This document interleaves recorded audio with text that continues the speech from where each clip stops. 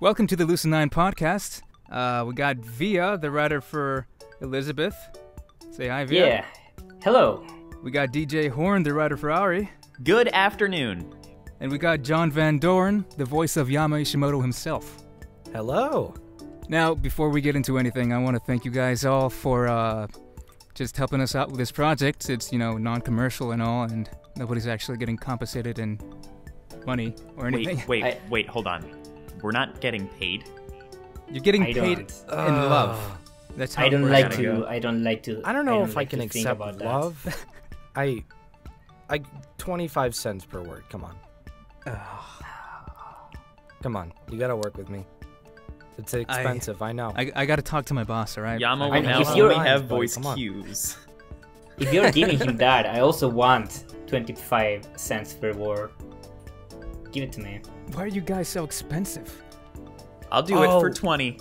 And about the ADR engineering, oof, that's a Oh, lot, boy. boy. Yeah.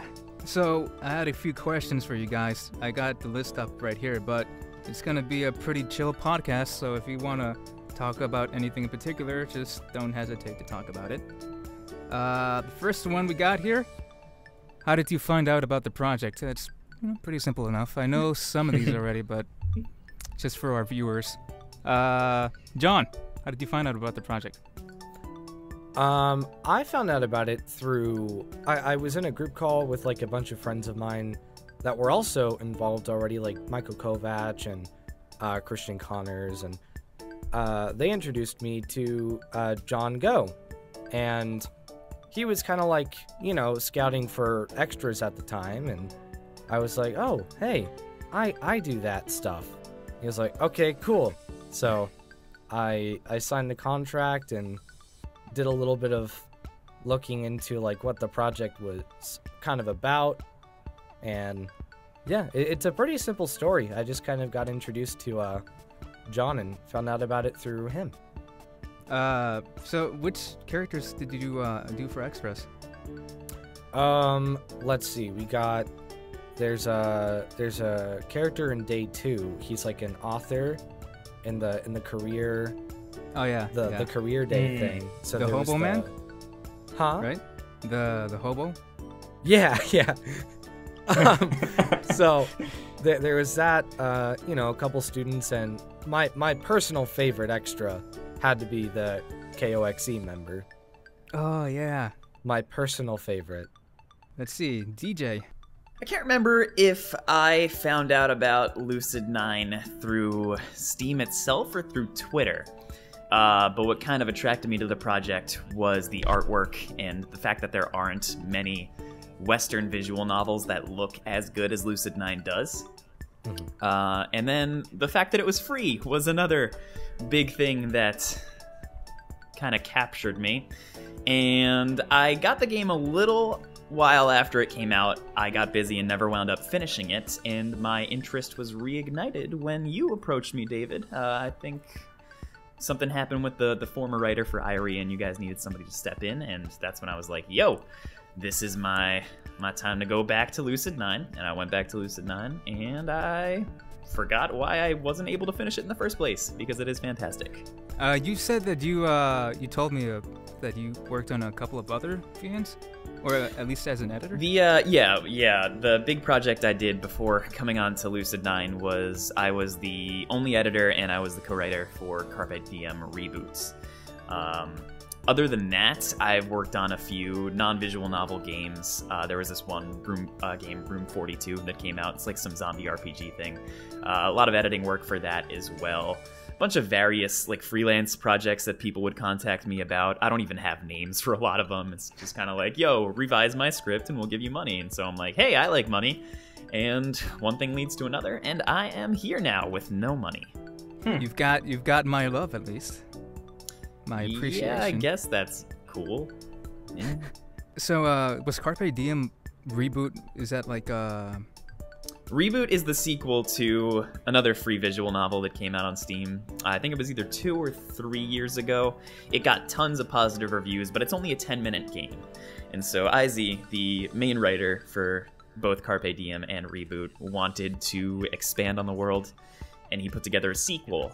and him and I alone did all of the writing for the game, and that has been received relatively positively as well. And I think a fun coincidence with that game is that Caitlin French, who's actually the voice actress for the main character in Carpe Diem reboot, is the voice actress for Irie in Lucid9. So that's kind of a fun coincidence. But yeah, as soon as I found out that, I was quite excited, and I believe she was too. So yay! I remember reading a bit of Carpe Diem. I actually finished it, but I haven't bought the new one yet. I should do that. Yeah, that one is, I think it's like $5 or something, but it's definitely worth the time. It's like a 4 or 5 hour game, and it is a vast improvement from the original Carpe Diem, just because of the amount of time that was poured into it. So I highly implore everybody to check that out, and I can't promise you'll like it, but most people do, so that's that.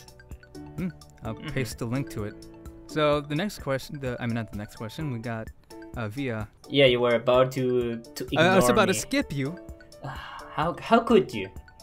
I've been supporting you for all this time. Hey man, I've been with you for so long. You kind of mentioned the background. I don't want to think about how long I've been around here. Actually, I think it's like a year and a half, something. Yeah, way too much.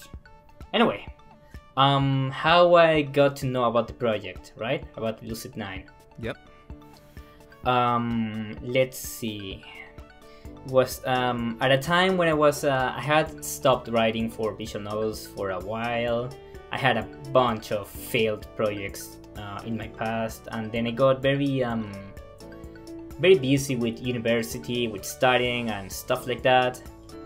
And then one day, Josh Kaplan, also known as Raidfire, who works for Sekai Project, he sent me a DM telling me that this project Lucid9 was searching for writers. And the first thing I asked is, what is Lucid9? Because I hadn't been keeping up with the releases up to then. So he sent me a link, told me that if I was interested, there was a free project, multiple routes, a lot of writing to be done, many red flags, comparing to my past experiences. And well, but I said, like, you know, screw it. I'm going to send a few scenes their way anyway, an application, and see what they say. And then David kind of like got back to me very quickly, way more quickly than I was expecting. I hadn't even touched the game, and he started talking to me about it, and I said, well, time to read this visual novel in a single sitting. And thank God I liked it, and ended up talking with David, and then he brought me in. And now I'm here. Now you're here. You're one of us now. Are any of us really here? I don't know. But people who don't know me and are listening to me right now might realize that I'm not a native English speaker. What? Or writer, for that matter. Wait. When you first sent your script, I was pretty sure that you were a native English speaker. Yeah, I feel pretty good about that, actually. Because like this dude writes better than I can. You know. I still have I mean, I definitely write way better than I speak English, mostly because I have like the time to reconsider if a line sounds good or not. Yeah. Well, speaking, I have to do that on the go, but yeah, still make a lot of basic mistakes, lines that don't read very well, some grammatical errors here and there that I can't avoid because of, well, stuff that I've been learning over time. But I believe I do a good enough job as it is. Yeah, I've read your scripts and I'm really liking them so far. Yeah. A thumbs up from me. You better like them. I do. I love them. Thanks. So, our next question involves our lovable trash boy. Yeah, Yama Yoshimoto. Trash boy. Trash boy. That's our nickname for him now. Trash boy. Cool. So, what were initial thoughts about Yama? And I fucking hate him. Oh man, that's You're the one- Despise the guy. Via was the one who Despise the dubbed him guy. Trash Boy. Yeah, I dubbed him Trash Boy because every single choice he made, I was like, you piece of shit. I don't know how to. I wouldn't want to talk to you ever in my life. But I also love him because he's a lovable trash boy. He makes a lot of mistakes. Lives. He's really not good at being good with people. Self-centered. A lot of flaws to that guy. But I also love him. I believe he can get better. I'm unlike Could you- the other. Were we gonna? Did he want to elaborate more? Did I just interrupt? No. No. I was gonna say I'm kind of like on the other end of the spectrum. I like Yama a lot because of all of his flaws. I think it makes him a much more interesting protagonist than you'll normally find in visual novels. The one I'm reading right now, I can't even fucking deal with the kid because he's just the biggest loser ever. At least with Yama, all of his like inner struggles and all of the things that he has to deal with throughout the story, I think he's a great character to follow, and I'd probably hang out with him because I'm equally as cynical in real life, and we'd probably not like each other, but I wouldn't mind spending some time with Ishimoto. I think it'd be cool. Yeah, I mean, I hate him as a person. I don't hate him as a character. Kinda like him. I like him as a character. I wouldn't be writing him if I didn't. But I find him a good. Yeah, I find he's definitely more interesting than the average visual novel protagonist. But if I had to talk to him in real life, I wouldn't know how to go about it without getting angry. Those people are the interesting people, though. I like meeting people that I'm like, I don't really know how to approach you, because that just means that they're not boring, and I think that's what really matters. I'll agree to disagree there. At least in the case of I understand. a I person totally like get Yama. what you're saying. I don't wanna. He is a dick. Yeah, He is very. he's much. not he doesn't always make the best choices or knows how to treat his friends well, or own up to his mistakes, or I could go on. But is with a that list that something that you can do 100% of the time? Because I know I'm the same way. I don't own up to all of the let's wrong see. things I do, and I have said things that I regret, and I feel like Yama kind of just lives Let's in the see. moment.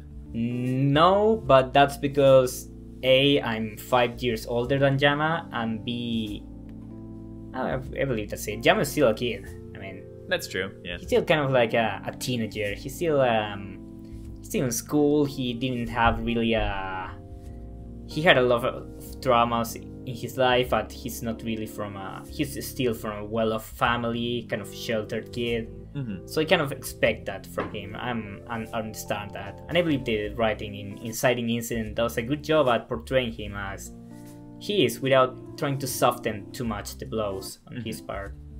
John, how do you feel about Yama from what you read so far?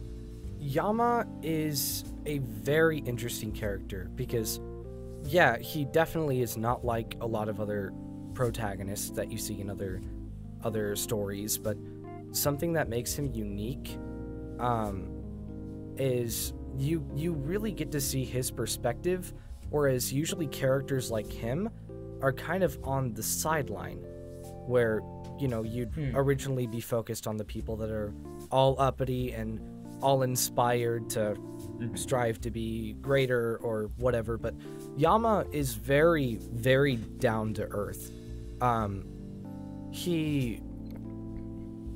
The way he interacts with people are very different, because he can like kind of be very cold to them, and it also shows like how his friends correspond to him. They learn over time how to just kind of like deal with his attitude, because, you know, he's a pretty snarky guy depending on the conversation. But I like his character a lot. I don't think he would personally be somebody that I would hang out with in person. But he still seems like kind of a fun guy to be around occasionally, like, you know, if you're in a big group of friends and he just so happens to be there. If he since he's kind of reclusive, if he were to get involved, it seemed like he'd be kind of fun to just like mess around with. But I don't know. He's a very, very unique character. And what I love about him the most is that he is not afraid to speak up. He will be upfront with people and not really make a second thought about it, which I know a lot of other characters tend to be very hesitant with their opinions because of how it affects people. And you get hints of that with Yama. There, over time, he kind of knows some things that he shouldn't say at the right times, but usually at the end of the day, he's just kind of like blowing out all sorts of like snarky comments and just kind of picking on his friends, which I think is what makes him real. He's very real, and even though his attitude might not be relatable, his actions are also very relatable. He's just a very, very well-written character. Yeah, I remember when we were first, fleshing out his character.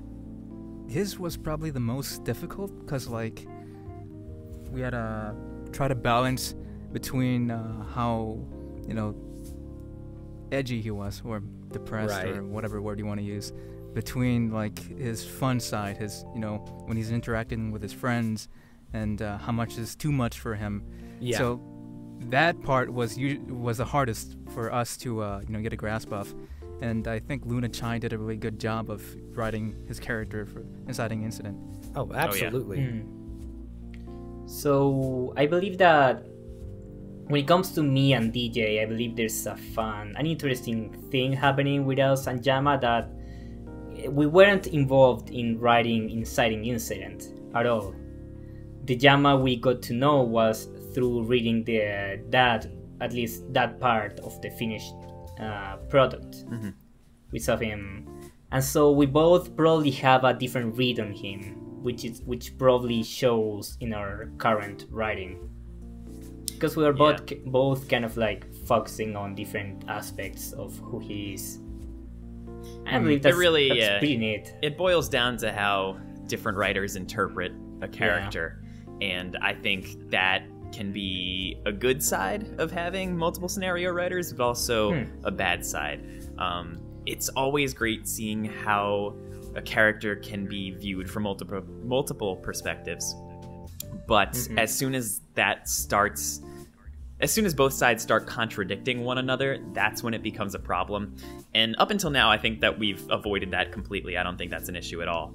But who's to say that somewhere down the line that might change? Maybe there will be a situation like the final arc where I'll think Yama does something this way, but then Vio will be like, I think he would do it this way. I don't think that's something we've run into yet, but yeah. Not yet, but I believe the difference, like, at least when it comes to a last arc or last few scenes, is that our Yamas would have developed in different ways.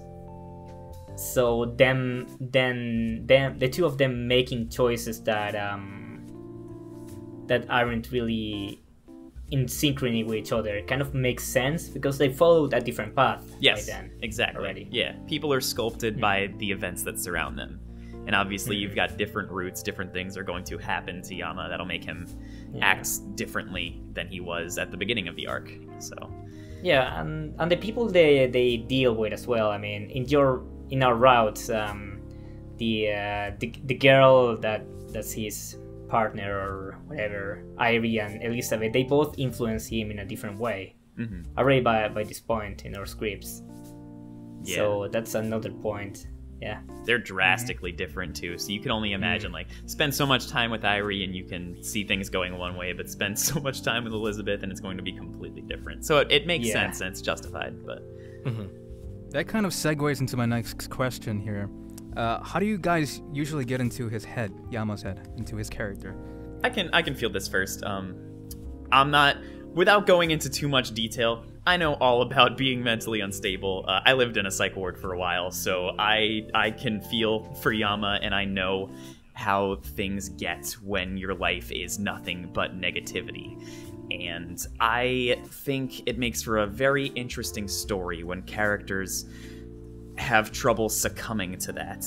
And so with a lot of Yama's darker moments, I like to think back to my own personal darker moments, and I let those influence how the story flows and how his mind flows, and it doesn't entirely sculpt his actions, but it helps me empathize with him, and I think that's it's coming in handy that I am not the most sane person out there.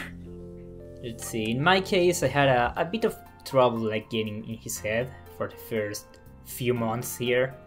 It was kind of like I even tried like different scenarios, different situation, tested with some scenes, see what worked and what didn't, how depressed I should make him, how laid back.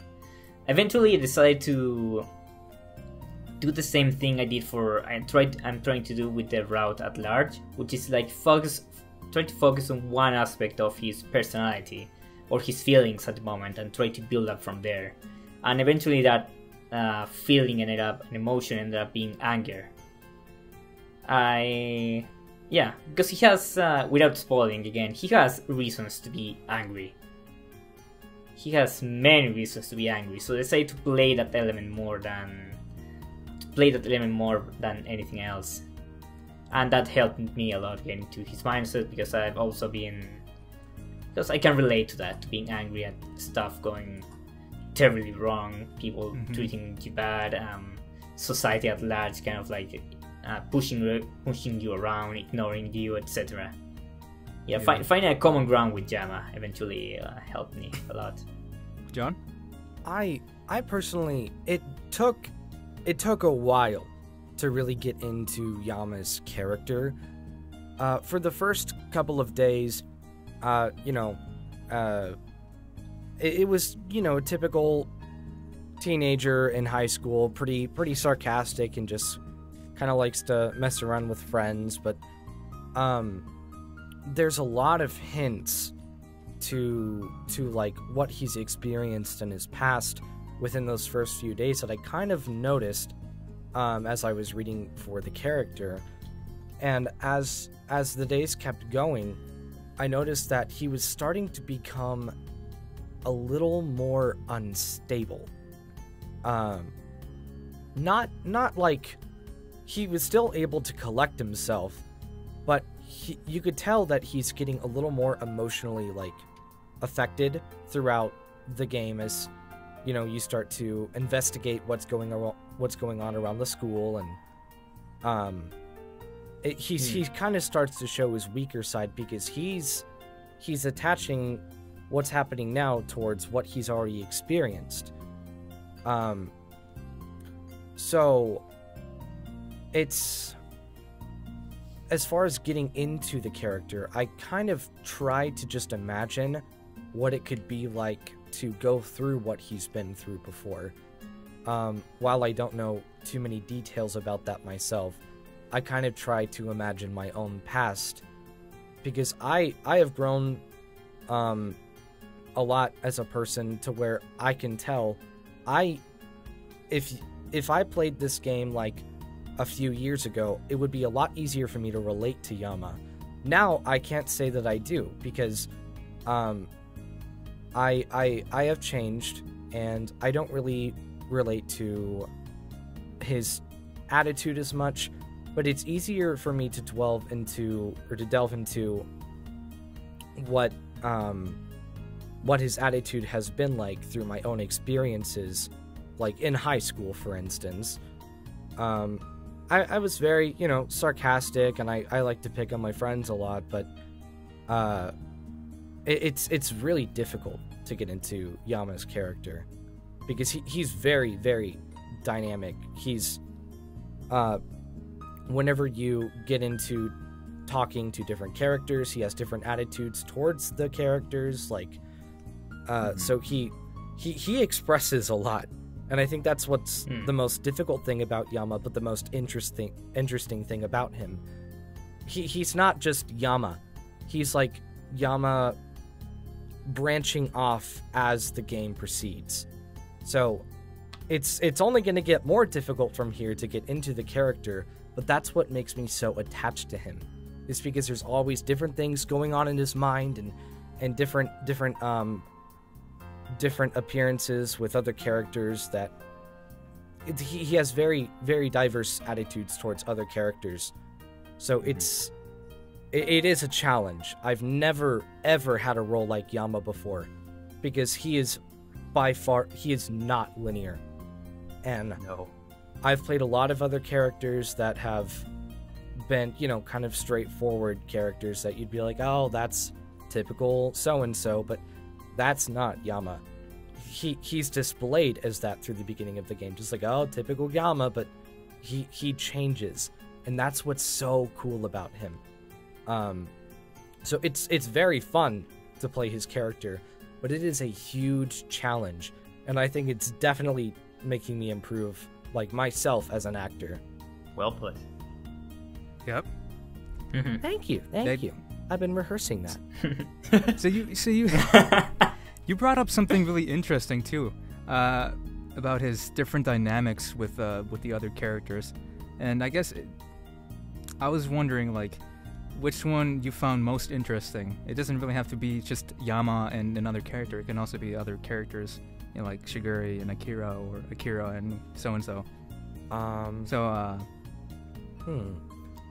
I think right off the bat, the most fun is between him and Yahiko, or Masato, just because those are the typical, like, friends that you'd have in school that you just be like, yeah, whatever, kind of attitude. So it's very fun getting into the sarcastic Yama, because as the game proceeds, it's kind of like going back to how he originally was, being just the linear sarcastic Yama.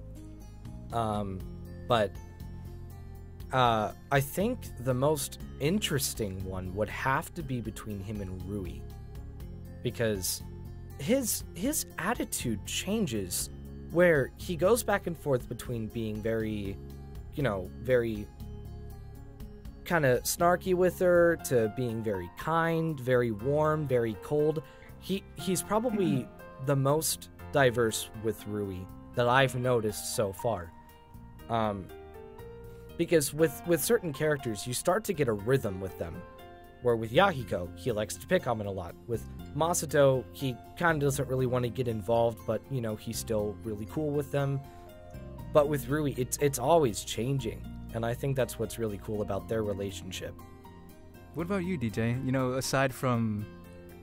Well, I guess you can mention Ari, but... I was going to say, can I play favorites here? Because You Yama and can. Ari's interactions are absolutely my favorite, just because of Ari's comedic level of predictability and how she takes everything literally.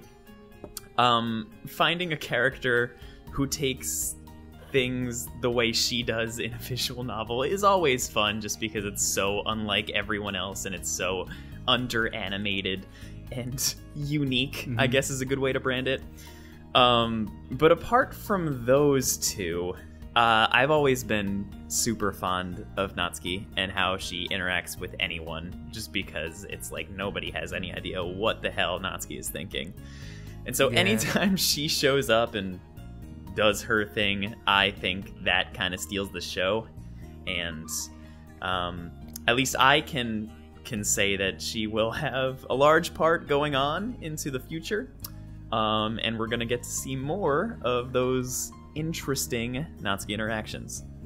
Yeah, it's also really weird, well, not weird, but interesting that, like, Ari and Natsuki are the two characters that probably don't have a lot of, not screen time per se, but, like, you don't really understand what's going on with Well, them, like, Irie the shows background. up after everybody. She's the last character, like main character, to be introduced in Lucid9, and so the readers already, with just that in mind, have less of a connection with Irie than they do the other girls. Not by much, but it's still a smaller connection. And when you combine that with the small word count she has and how everything's always fragmented and to the point, I think it just makes a much bigger canvas for Irie's future. And I'm really excited to kind of expand on that and see how that character dynamic can build as she becomes more of a filled-in canvas as opposed to the blank one. What about you, Via? Do you really need to ask? Who do I write for? What character I'm in charge of? I think your Shigure. name starts with a E? Yeah. Elizabeth. I find his interactions with Elizabeth to be the most fun. That is my answer. I can't say anything. You can't expand on that? I Why? can't. It's hard to because Dia I've been likes writing. I have Ojo-sama like girls. That's all there is to 80. it. I have like 80,000 words or more on just them bouncing off each other, and being snarky with each other, and then being playful with each other, and then just having a great time together, based on their dynamic. So I believe it's fun because they at the very beginning they despise each other. For a lot of time they keep despising each other, but in different ways. But it's little by little they grow to be way more comfortable in one another's presence. Mostly because in my read of their characters, they start to realize they can be more, how to say it, they can act as they really are with each other and not fake either being trying. They don't try to be nice with each other, but they also don't try to be especially aggressive or detached, or they don't fake with each other after a while. I think that's especially more important for Elizabeth, based on how I read her and how I've been writing her after doing her route. So yeah. I don't think it's any secret that Elizabeth is the fan favorite. Yeah, she is. That actually kind of scares me a little. You have. Whenever I write them like talking. I ask myself, is this on the level that people liked on the original game? Am I doing it right? Do I need to increase the snark levels? And I don't know. I tend to double. What's the word to use? Double-edged blade. Is that what you're talking about? Like it's a good and a bad more thing? or less, yeah. I tend to like doubt myself a lot when it comes to that. But I've been getting the hang of it slowly through the months. Yeah. I think that ties in with my next question. What's your toughest challenge? Is it that the expectations that you have with this sort of character? Maybe. Okay, so I have as everyone, I believe I have strengths and weaknesses when it comes to writing. And I believe my biggest weakness is that I'm not much of a plot person. And this is a very plot-heavy game. So that's a bit of a... That's probably my biggest challenge, is when I need to have stuff happen. And story happen, and then lore, and then actions, and then people changing and stuff changing, like all of that. Like events, actions. I'm not a big fan of doing too much of that, so that's why somehow I have been able to get away with actually not having much happen in many words, and people not noticing. I mean, you guys not noticing. I believe like in the first like 40 or 50,000 words, the actual like important events, actions that happen aren't too many. They're in fact very few, but somehow I've been able to hide that away from Dia's cunning eye. Well, I mean, in a way you're kind of right, but at the same time I do think that when it comes to plot, it's not just about like action stuff, but yeah, I don't know. Like, it just comes off really natural in your script from what I'm reading. Yeah, because I try to focus more on what characters are doing and thinking, and my approach is more on the character's mindset more than what is happening to them or what they are doing, like physically or action wise. I play to my strengths, and somehow I managed to get away with it.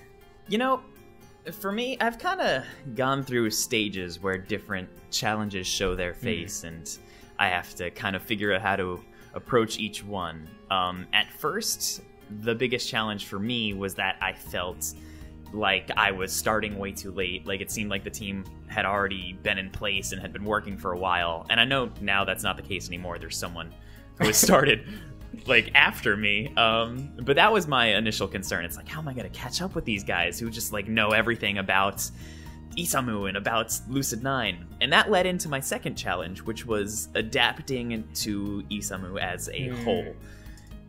It's a very interesting setting for a game, and if you thought that it was complex in Inciting Incident, you don't even know what's going to go on in the next game, because it gets ridiculous, and trying to take in all of that information at once, like, it's just like, cool, learn about everything and then start writing the game.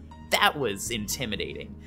But Yeah. I've kind of taken it in, and I understand it now. And now the challenge is executing things within the game itself that I feel will make it more interesting.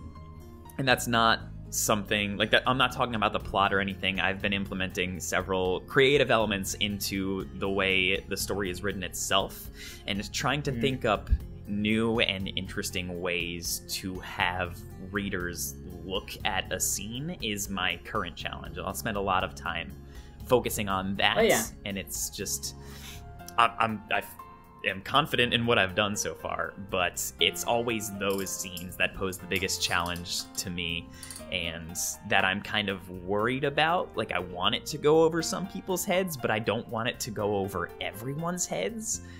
I want it to stand out, and I'm sure everybody is with me and wanting their roots to stand out as well. Yeah. But it's a great thing, and it's also a hard thing to accomplish. So that is the challenge for me right now. Yeah. But you do have a knack for like adding fun, a fun flair to your scenes. Hands down. Yeah, Thank Dan Salvato for that. He, after I played Doki Doki Literature Club, it like influenced me really hard as a writer, because it made me kind of perceive visual novels in a different way. Like, hey, I can break the fourth wall now. I can mess with the reader, and it opens up an entirely different realm of writing. And so now I'm just experimenting with it and figuring it out, and it's a load of fun. Yeah. Oh, though, what you were saying at first about trying to adapt to the story, to the lore, so to say, of Isamu and whatnot, to me, that happened so long ago that I kind of forgot that I also had to go through a phase of, oh my god, when trying to read all of that. It was quite a challenge. Oh yeah. Dude, I've been in this project for a long time, like 3 years or something, and I still have trouble trying to remember everything. Like, the good thing is that like we have so many people now that we kind of fact check with each other. Yeah, that's great. I have had one particular problem that sometimes did happen in the past months, that because I've been writing for a while, and then people joined, and then people had to play catch up, and during that time that some of the stuff about Isamu and the society in it, they did suffer a few changes during that time to make the scripts more interesting. My problem was that some of those changes came when I was already very I already had a lot of progress. So whenever a thing was suggested, my reaction inside my head was like, oh no, I'm gonna have to change all of it. And then I just quietly accepted it and realized I didn't have to change it that much. But it's always a mini heart attack when anyone raises a new idea that could potentially change what I've written. We've had like maybe 2 or 3 big revisions, and it was always a pain, trying to come back from that. And usually the problem stemmed from having, wanting to implement so many ideas just to make it interesting, but that also works against you, because you have to work with these new ideas. One of those big revisions happened before both DJ and Red joined, so they probably didn't suffer too much for it, but my reaction at them was, why? Why would you do this to me? David and Dia and everyone else involved? It's mostly Dia, you can blame him. Yeah, I blame him actually. Hey Dia, if you're listening to this, I blame you for my suffering, my sadness, and many hours of effort lost and gained. I kind of... It's not that.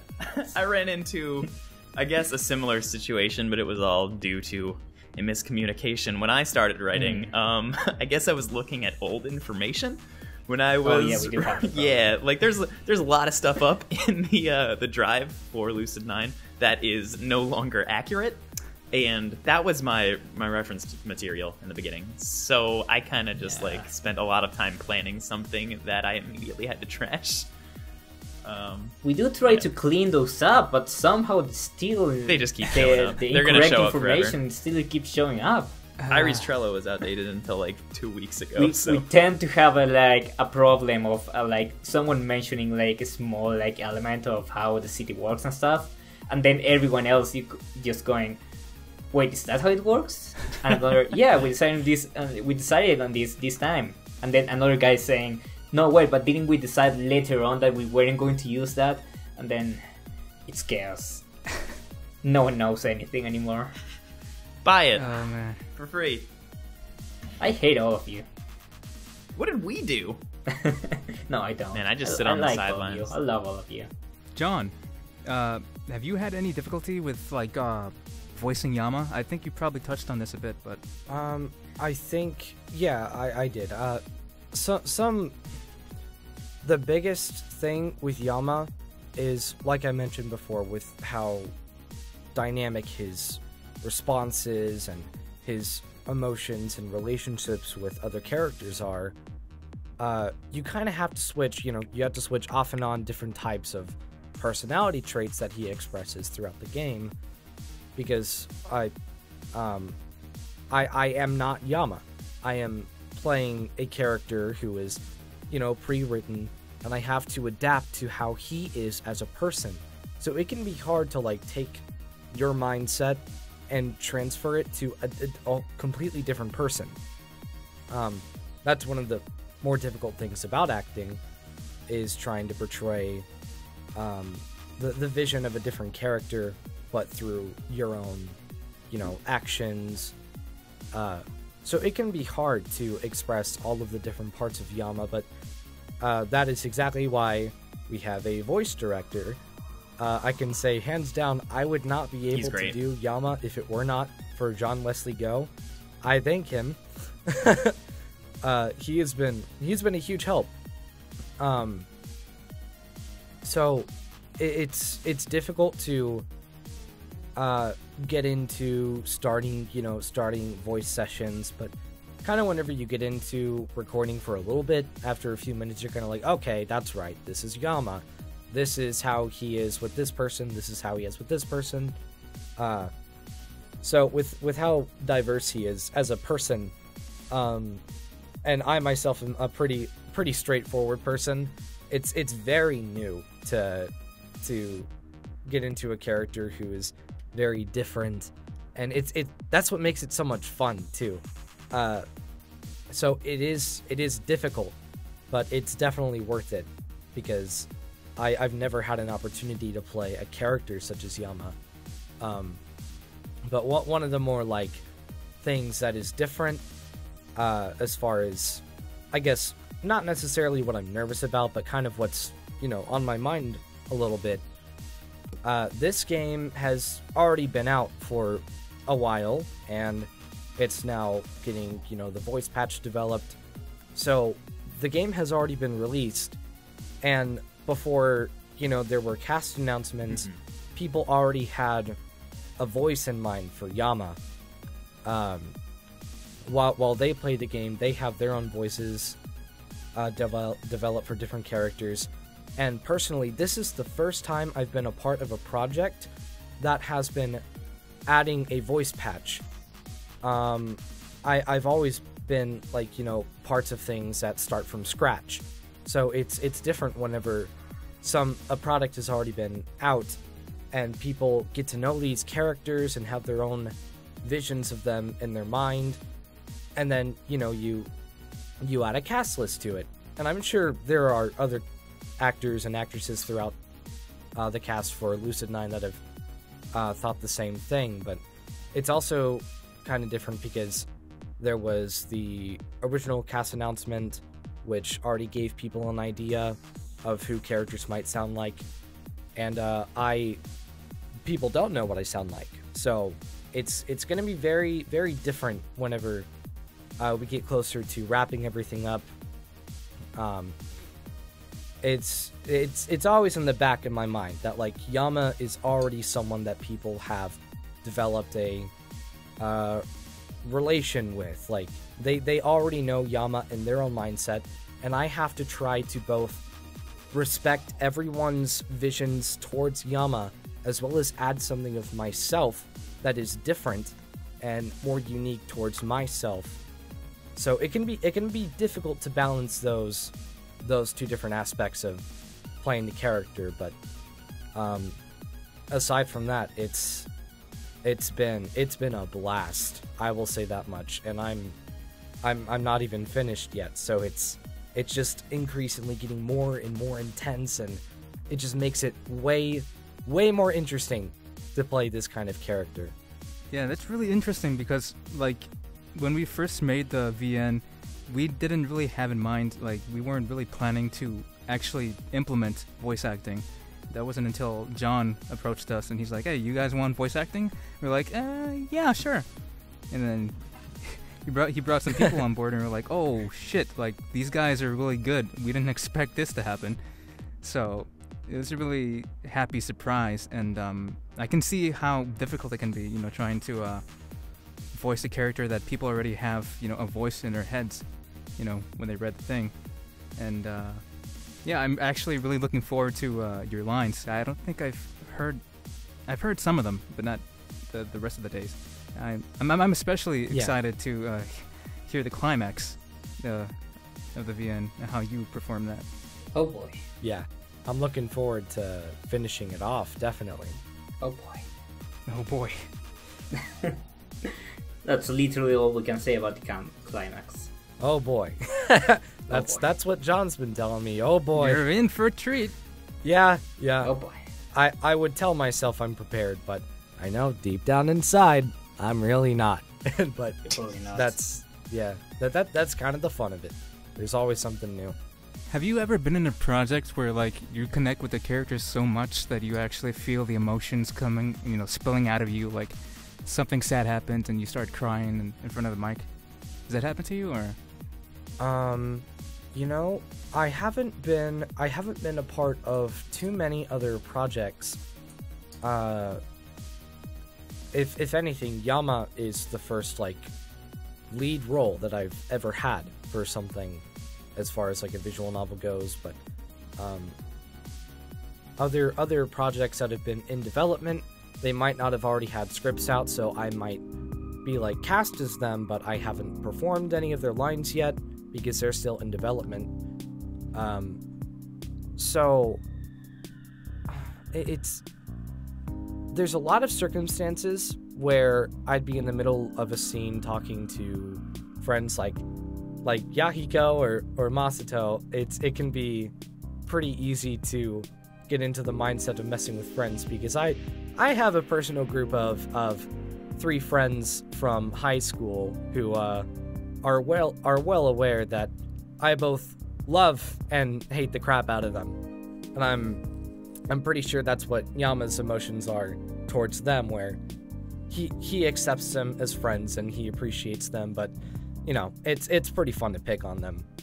But on the more emotional side of Yama, with a more recent session that I got finished with, which was actually yesterday, he had one of his first, like, major angry breakdowns, which I've never had to do for a character. It took a second for it to spark that, like, whoa, this is happening.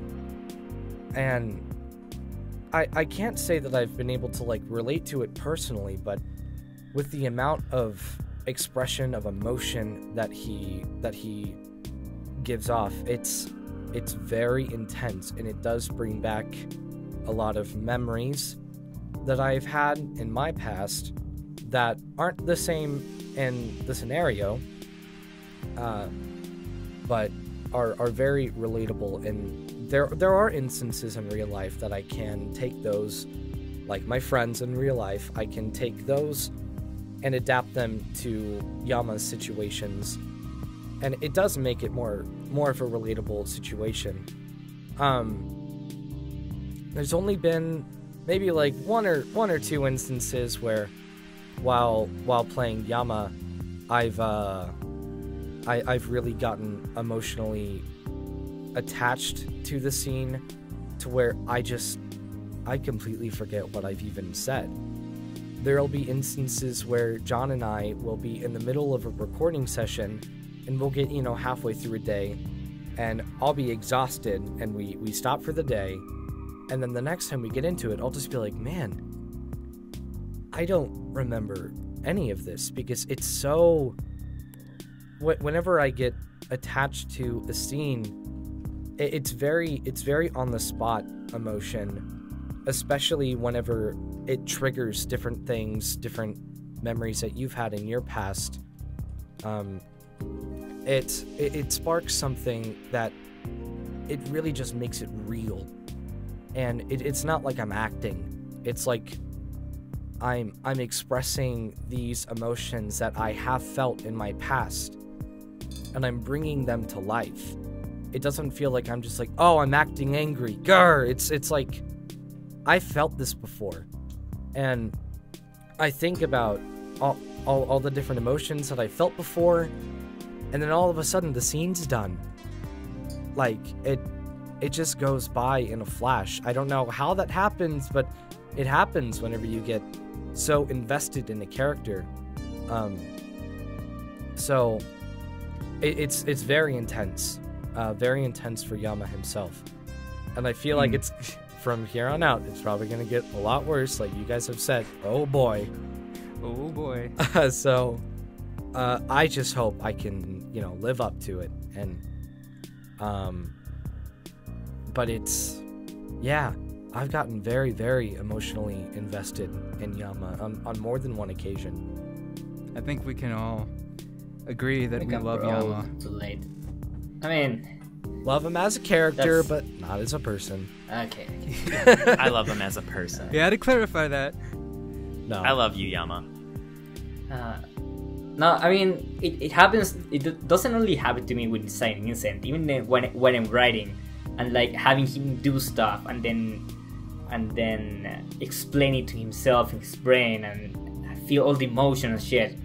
And even after that, even after trying to make him as convincing as possible in his reasoning, I go, Yama, you piece of shit. Why? Why would you do this? No, stop! Stop, no! Stop it! And he keeps going, and I can't stop him, even though I'm writing it. It's Oh man. such a conundrum. That's a fancy word I learned. You should use it in the script. I hey, did once. there you go.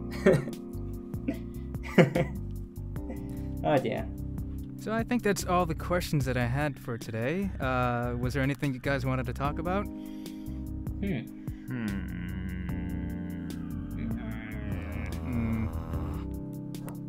I got nothing. I want people to start sending us their questions, and I know there's a whole Steam board dedicated to that, but yeah. it's been lacking activity as of late, and I'd like to hear what people have to say so that when the next podcast rolls around, we'll have more questions. I wouldn't say it's lacking activity. The last time I checked the Steam, I haven't checked it in like a week, but when I last checked it, it was dead. I don't check the Steam forums. I think it's mainly in like perspective of questions about the production side of things, or about how cast and crew are, handling things. More towards the cast and crew compared to the game itself. It would be really cool to see. Don't ask. Yeah, I would advise people to not ask how's progress going, because we only have so many ways of saying the same thing over and over again in our updates. Yeah, that's very true. It's moving steadily along. It's going. Yeah. I always die a little inside when I have to write a progress update on the blog. Like you guys, how should I rephrase anyone this? listening, you guys have to realize this isn't our only job. Like, we've got other stuff we need to do too. I So- have to. Yeah, and depending to eat and on live. Yeah, and depending on how you describe what a job is, this doesn't count as a job because David refuses to pay us. Yeah, thanks, Me? David. Why you blame me? Hey, Thanks, hey, David. it's all about the fun. What even Yeah, it's is about the fun? fun. I don't Yeah, even fun, know what or fun just is. experience in general. I stopped You know- having fun you when know I what turned it- 15. You know what is Heyo. fun? Very fun? What's that? Having money. Yeah, Oh, money's fun. that You can does buy sound- fun stuff. Yeah. I think I might gear back to that 25 cents per word thing. Money does sound fun. People say art isn't about the fun, but about the passion. But you can buy a lot of passion with money. Can you? Yeah, you can buy anything with money. I don't know. You can buy Anything? anything with money. Anything and anyone. I'm gonna message you after this podcast. Wow. Wow. You're cheating on Red, Via. It's not supposed Oh to. no. Oof. I mean, as long as there's money involved, I'm willing to do anything at this point. That's what I like to hear. I can't. Such a gold digger. Hey, I'll keep that in mind, Yeah. boy. I was Yeah. gonna say something and I totally forgot what I was gonna say. I'm failing as a Did we podcast mention that host. we brought in a new composer yet? Is that something we should address? we actually brought in a few people. Did we? Hi. Yeah. Oh, right. All right. Well, thanks for listening, everybody. Bye. We brought in the new composer. I don't Jan. know. Jan? John. I believe If he's that's- German, I'm it's pretty- Jan, because that J Yeah. turns into Jan. a Y. And if you're Yeah. listening to this, I'm sorry if we butcher your name. Am I also young? The other composer that we he's the only composer I think. Who else did we have? I did switch from the writer role to the editor role, and we didn't Yeah. really announce that, but yeah, Hudson's and- taking Oh. care of Mizuki's right Yeah. now. Aside from. But yeah, but Was that- that's not like bringing up a new person because Hudson was already here. Yeah. I know aside from performing the role of Yama, I've also been getting into doing the head ADR engineering for the game. Oh yeah, yeah. Is that Oh, really? difficult? Oof, it's time consuming. You kind of get a rhythm for editing because you want to make sure and keep consistency for sure. But it takes a good fat minute. I'll say that much. Are you guys still splitting the lines, or I think Dia mentioned something about automatically doing that? Like the 2.5 to 3 seconds of spacing. Yeah. Yeah, I'm doing that. I have a set amount of time in between each line. You know, it's one line per character file with a certain amount of silence in between, so you can tell which is a new line, and you know. But they won't be individual files. It'll be a big file with a few seconds of silence in between. So it should be and you know, I can adapt. Tell me what to do and I'll do it. I think before, and they had me doing this, they had like names for specific lines, and then they had to have those split up each individually, and they had to upload that to the engine, I think. Like the And it was number really of tight. amount of lines, or Yeah, like each line individually, like each break in dialogue. right? Okay, yeah. So instead of having the fatty file of all the lines, it's one line of one take in just one file, and then all the other takes in like over 100 whatever files.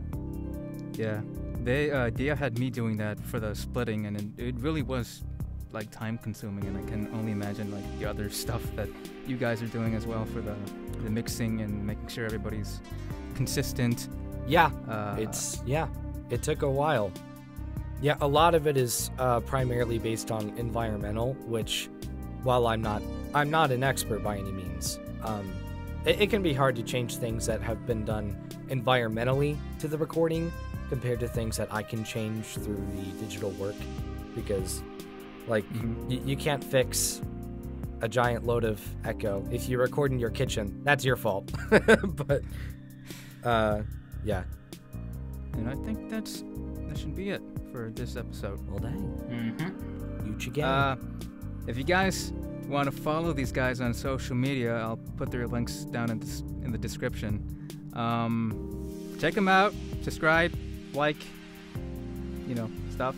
Yeah, just like us. And Face, like Twitter pages share, now. all that stuff. Whole pages. And we'll try to have these podcasts come out consistently. I know that the last one we did was like a year ago. So, but God. it's not, it was a year ago, Oh my a whole God. year ago. Wow. That's not good. Well, hey, It isn't. we're alive. We're doing stuff now. Yeah, we've always been doing stuff. I Just mean, this time we've always been doing we're telling stuff. people. We're going door by door, telling people, "Hey, we're doing stuff. Don't worry." Yeah. And I've they had the answer, cops called on me "Who are 3 you?" times. They answer, "Who are you?" What are you Send us an doing? address. And we'll come by. If you don't have an address, don't worry about it. We'll find you. Yeah. You won't know it, but hey, they never do. Mhm. So that's it for this podcast. Catch you in the next one whenever we put it up, hopefully soon. Mhm. And that's it. Thanks for joining us. Bye, guys. Bye-bye. Bye. See you.